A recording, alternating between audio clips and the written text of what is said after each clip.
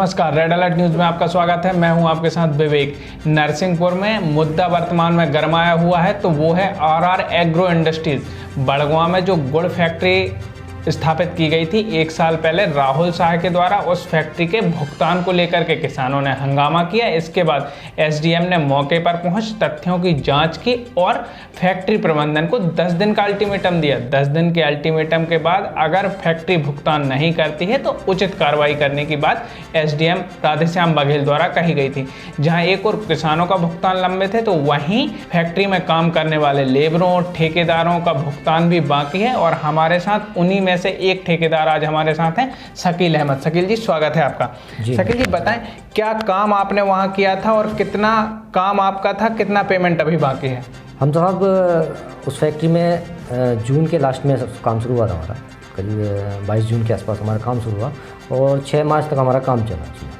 हमारा काम 6 मार्च तक रहा। हमने रात दिन करके एक फैक्ट्री में काम किया। हमने पूरे क्रिस्टलाइज़र वहाँ पे बनाए, क्रिस्टलाइज़र की फिटिंग की और बीच बीच में कुछ मटेरियल मार्केट से भी दिया हमने, जिसका पेमेंट हमें अभी तक नहीं मिला है। अच्छा, तो आपने मटेरियल भी सप्लाई किया प्लस लेबर कॉस्ट था? लेबर कॉस्ट था और वेल्डिंग का काम हुआ हमारा, प्लस हमने जो गन्ना पेराई करी लेबर ने, उसमें लेबर भी हमने लगाई थी। अच्छा, वो अलग से लेबर थी। तो उन सब का मिला करके हमारा पेमेंट अभी हिसाब बाकी है। तो कितना कुल भुगतान आपका हुआ था जो आपको लेना था फैक्ट्री से? हमारा कुल भुगतान हुआ 48 लाख रुपए का पेमेंट बना। हमारा बिल बने 48 लाख के समथिंग जी, जिसमें हमारा भुगतान हुआ 23 लाख रुपए के आसपास। 23 लाख रुपए। तो 25 लाख रुपए की राशि आपकी अभी भी? 25 लाख रुपए की राशि हमारी अभी भी बाकी है। क्या कहना है मिल प्रबंधन का जब आपने उनसे मांग की? मिल प्रबंधन का कहना यही है कि अभी नहीं, हिसाब कर लो, हिसाब में गड़बड़ी कर रहा है हमारे साथ में। हमारे किस तरह की गड़बड़ियाँ होती हैं? उन्होंने मुझे बुलाया अपने हेड ऑफिस जी, तो उन्होंने मेरे बिल वगैरह सब फाड़ के फेंक दिए। बिल फाड़ दिए मतलब? बिल फाड़ दिए। मैंने बिल उनको दिखा रहा था, वेरीफाई कर रहे थे सब। उन्होंने वेरीफाई कैमरे में दिखा है तो सर, ये उनको सब वेरीफाई भी कर रहे थे बिल। उन्हीं के वेरीफाई हुए हुए बिल है, चेक एंड वेरीफाइड। मैं उनको मान भी रहा था, थोड़ा ऊंच नीच करके मैं उनको बिल क्लियर करने जा रहा था, लेकिन उन्होंने आखिर में आकर के उनको जब अमाउंट ज़्यादा दिखाई दिया, उन बोले हमारे हैसियत में नहीं है इतना पेमेंट देना, तो उन्होंने बिल फाड़ दिए। बोले कि तो आपसे जो हो सके। हैसियत में नहीं होना क्या होता है भाई? आपने काम करवाया है, आपने कॉस्टिंग ली है, आपने हमसे मटेरियल लिया है, फिर हैसियत कहाँ से? वो मैंने उनसे कहा सर, वो बोले कि हम आपको पेमेंट नहीं दे पा रहे हैं, आपको जो हो सके कर लेना। हमारे बिल इस तरह से फाड़ करके फेंक दिए। मैंने बड़ी मशक्क़त के साथ पहले प्रेम मोहब्बत से सारे बिल इकट्ठे करे, जब फिर घर आकर के जोड़े या नरसिंहपुर आकर के अपने वर्कशॉप पे, तो जोड़ने के बाद मैंने फिर उनसे कहा कि भाई आपने मेरे बिल क्यों फाड़े? कैसा लगता है हमारी खून पसीने की कमाई, हमने दिन रात वहाँ काम किया और कोई ऐसे उस पर डाका डाल दे? इसको तो डाका ही डालना कहेंगे। बिल्कुल सरासर डाका डालना है सर। हमारे इतनी मेहनत की खून पसीने की कमाई की है, हम आपको क्या बताएं, हमारे रोंगटे खड़े हो रहे हैं। आज हम कह नहीं सकते हैं इतनी हमारी, तो मतलब अंदर लेबर भी लगे होंगे, आप ठेकेदार हैं, आपने उनको तो भुगतान कर दिया होगा। सर मेरे पास 30 आदमियों का पेमेंट अभी बकाया है। 30 आदमियों का पेमेंट बकाया है, 30 आदमी। अच्छा, और बाकी लोगों को आपने पेमेंट किया तो कैसे किया? क्योंकि आपको मटेरियल भी लगाना था, आपको पेमेंट भी करना। उन्होंने मुझे कुछ पेमेंट दिया था बीच बीच में, लेकिन उससे पूरा भुगतान तो होगा नहीं। करीब ये मैंने कुछ मार्केट से पैसा उठाया ब्याज पर, मतलब ब्याज से, मिलने चिलने वालों से, सबसे मैंने अपना थोड़ा थोड़ा करके पैसा उठाया। उसने क्या है, बीच बीच में वो बड़े प्रेम मोहब्बत से काम लेता रहा हमसे। बोला कि तुम जैसा कहोगे वैसा तुम्हारा बाद में बिल कर देंगे, तुम टेंशन मत लो, तुम हमारा काम कर दो। हमारा हाथ जोड़कर प्रेम मोहब्बत से करता रहा कि हमारा काम करवा दो, हमारी फैक्ट्री चालू कर दो, हम मुसीबत में, हमारे बैंक का ब्याज चढ़ रहा है, ये है वो है। तो उसने हमें मन्नतें कराने के बाद हमने उसका काम करा। हमने कभी काम उसका रोका नहीं, कभी कोई स्ट्राइक नहीं करी कि चलो भाई हमारे एरिया में फैक्ट्री लगी है, हम उसका काम करेंगे, हमें आगे भी कारोबार मिलता रहेगा। पता नहीं कितने लोगों के चूल्हे जलेंगे उससे। इसको हम इस सबको देखते हुए हमने उसका काम कर दिया कंप्लीट। जब काम कर दिया, 15 दिन फैक्ट्री भी चल गई, उसके बावजूद हम उसका बिल करने गए, उसका हम बिल लेके गए, उसने वाला हमारे बिल सब फाड़ दिए। ये देखिए, ये मैंने सारे बिल चिपकाए हुए हैं। ये कितने के बिल थे और कितने पे सेटलमेंट करने की वो बात कर रहे थे? कुछ ऐसा भी? ये मेरे निकल रहे हैं 25 लाख रुपए। उसका कहना था कि 5 लाख रुपए लो, 3.5 लाख रुपए लो, 5 लाख रुपए लो, खत्म करो। आप मुझे बिल वाइज बता सकते हैं? हाँ, मैं बिल वाइज बता सकता हूँ। ये है 1,91,92,000 रुपये का बिल है जी। इसमें 66,000 रुपये कर रहा था। इतने तो मार्जिन होता नहीं मेरा। 1,92 का 66,000 रुपये, मतलब 1,30,000 रुपये कम कर रहे हैं। 1,30,000 रुपये कम कर रहा है। इतना मार्जिन कहीं होता है क्या? अच्छा, इसी तरह से हाँ, इसके अलावा एक 6 लाख का बिल था, उसको बोल रहा था कि 2 लाख रुपये इसमें होंगे।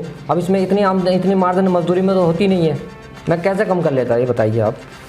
ये तो फिर कैसे आपने अपने लेबरों का भुगतान किया? कुछ मार्केट से पैसा मिला, इतना पैसा तो मार्केट में कोई रिलेशन पे तो देता नहीं। एक साथी से मैंने नहीं लिया, एक से नहीं लिया, मैंने देखिए 4-5 लोगों से पेमेंट लिया। इकट्ठा पेमेंट कोई देता नहीं है जी, कि 10-12 हज़ार रुपये कोई इकट्ठा दे देगा जी।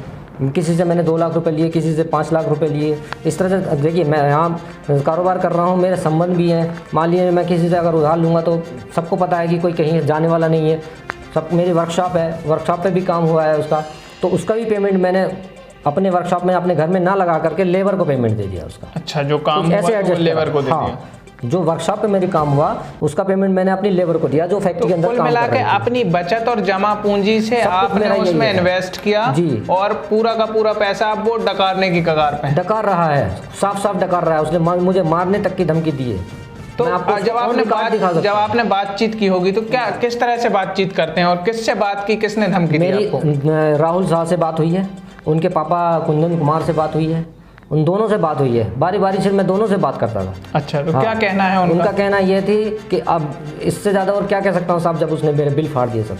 अच्छा, बर्ताव कैसा है उनका? बर्ताव साहब, अब ये बर्ताव के बारे में मैं कुछ नहीं कह सकता, अब जनता जानती सब जितने। अब बर्ताव क्या है, ये कितने किसान परेशान हैं, अब उसके साथ साथ मैं भी परेशान हूँ। अच्छा, इसके पहले अपन ने कोई शिकायत की हो किसी अधिकारी को, पुलिस को, कोई कंप्लेंट की? मैं ठेमी थाना गया जी। जिस दिन मेरा बिल फाड़े उससे अगले दिन मैं ठेमी थाने गया। उसने मेरे बिल फाड़े थे 18/3 में जी। मैं अगले दिन ठेमी थाने गया, आवेदन दिया मैंने जी। अभी तक कोई सुनवाई नहीं हुई थी।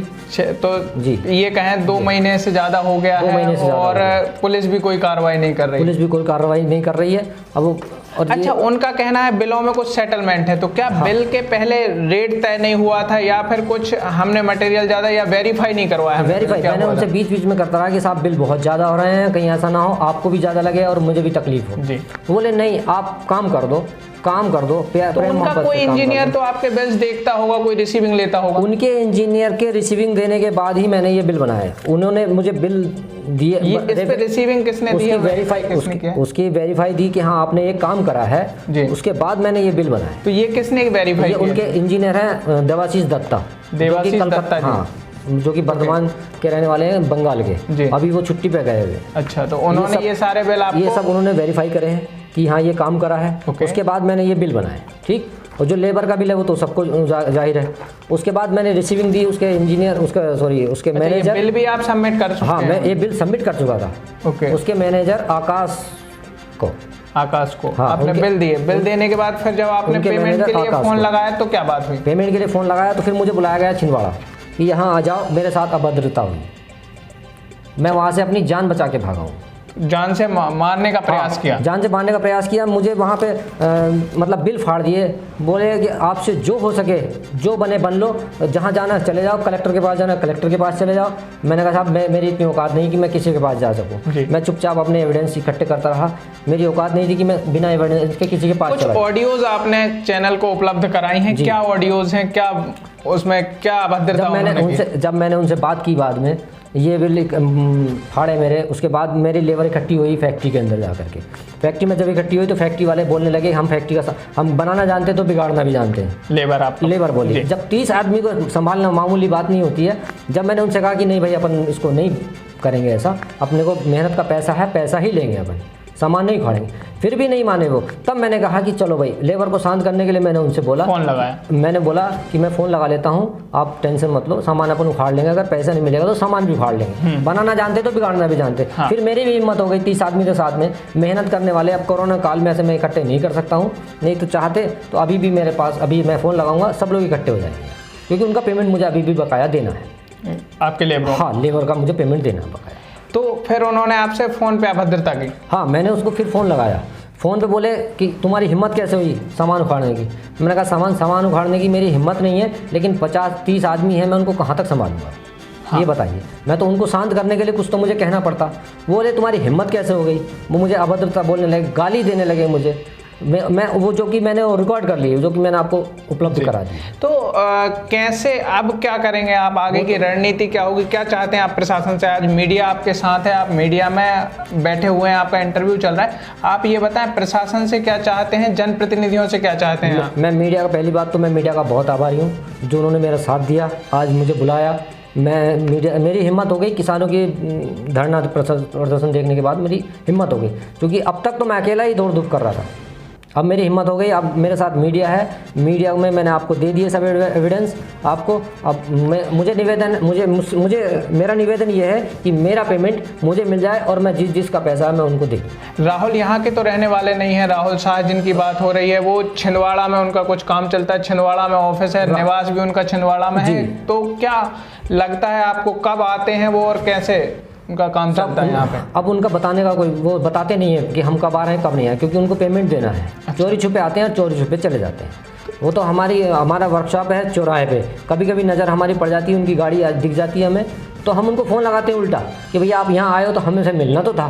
तो क्या लगता है आपको, बकाया राशि के चलते राहुल भाग रहे हैं? हाँ, मुँह छुपा रहे हैं अपना, मुंह छुपा रहे हैं। हाँ, नरसिंहपुर की जनता, ये कितना बड़ा छलावा है नरसिंहपुर के लेबरों के साथ, नरसिंहपुर के ठेकेदारों और किसानों के साथ। इसमें खाली मैं ही नहीं हूँ, मेरे जैसे और भी 4-5 ठेकेदार बाकी हैं। अच्छा, उनका कितना भुगतान बाकी होगा? वो तो बेचारे सब बाहर के थे, यूपी के थे, स्टेट यूपी के थे।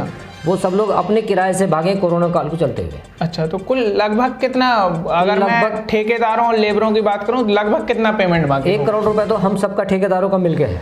तो 1 करोड़ रुपए केवल ठेकेदारों का बाकी, लगभग केवल ठेकेदारों का होगा। हम आपको बता दें 1 करोड़ से अधिक की राशि ठेकेदारों की बाकी है और किसानों ने जो आरोप लगाए हैं 5 करोड़ की राशि का किसानों ने जिक्र किया हुआ है कि सभी का भुगतान है। तो इस तरह से लगभग 5 से 6 करोड़ रुपए की जो राशि है वो राहुल शाह को नरसिंहपुर में लौटानी है, क्योंकि राहुल शाह ने अपनी फैक्ट्री का निर्माण किया। एसडीएम साहब से जब हमारी चर्चा हुई थी तो उन्होंने कहा था कि गन्ने को अधिक मूल्य पे खरीदा इन्होंने, जो रेट चल रहा था उससे ज़्यादा का प्रलोभन दे के किसानों से गन्ना खरीदा, जिसके बावजूद गन्ना तो खरीद लिया लेकिन कोई भुगतान नहीं किया, और उस भुगतान के चलते इतनी बड़ी रकम बाकी है जिसको लेकर के नरसिंहपुर जिले में लगातार हंगामा बना हुआ है। हमारे साथ थे ठेकेदार शकील अहमद, जिन्होंने अपना दुख दर्द हमारे सामने रखा। अब देखना होगा क्या राहुल किसानों और ठेकेदारों का ये पैसा लौटाते हैं, प्रशासन क्या इनका सहयोग करता है, या फिर यूं ही राहुल की दबंगई चलती रहेगी और लोगों का पैसा डूब जाएगा इस कोरोना जैसी महामारी के समय में। देखते रहिए रेड अलर्ट न्यूज़, तब तक के लिए नमस्कार।